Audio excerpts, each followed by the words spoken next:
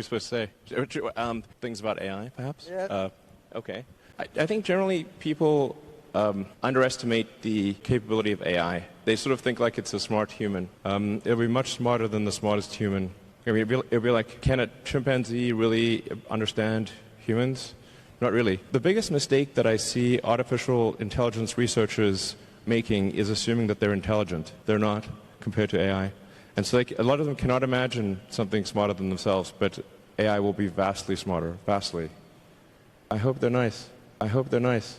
I hope they're nice. You know, the old saying, if you can't beat them, join them. You know, that's what Neuralink is about. Input bandwidth has gone up because of video and imagery. So input bandwidth is many orders of magnitude greater than output bandwidth. You know, I always think like human speech to a computer will sound like very slow tonal wheezing.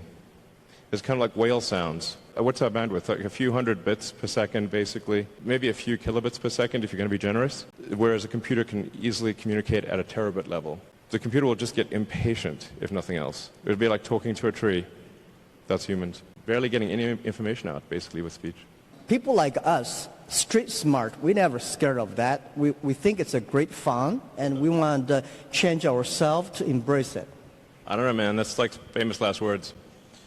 Given that we've only been around for 7,000 years, it's been kind of a roller coaster on the civilization front.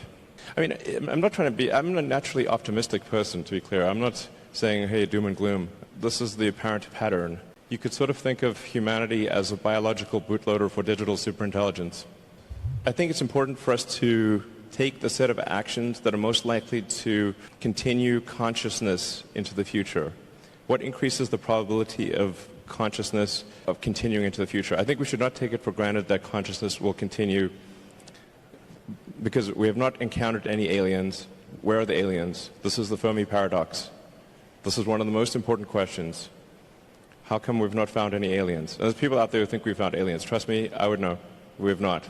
Okay. Among the set of actions we can take that are likely to increase the scope and scale of consciousness such that we are better able to understand the nature of the universe, one of those actions is to become a multi-planet species or ensure that life is multiplanetary. Not from the standpoint of it just being an escape hatch or because I think that Earth is doomed, but there's a certain probability that is irreducible that something may happen to Earth. Despite our best intentions, despite everything we try to do, there's a probability at a certain point that some either external force or some internal unforced error causes civilization to be destroyed or sufficiently impaired such that it can no longer extend to another planet.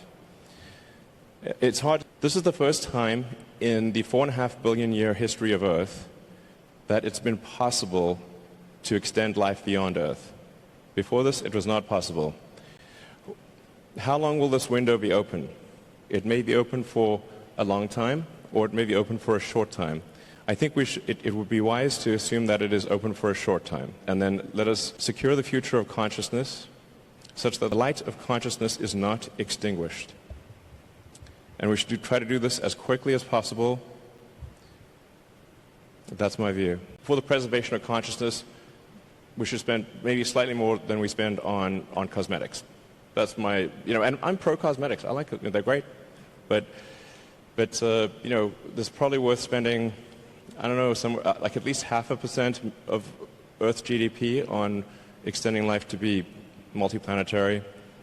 Maybe 1%, I'd say, seems like a good use of resources. But then we have like 2 orders of magnitude more resources spent on Earth. So it's not like it's, somehow going to fundamentally impair Earth. If like I said, just 1% of Earth resources on that order should be enough to make life multiplanetary. It seems like a wise investment for the future.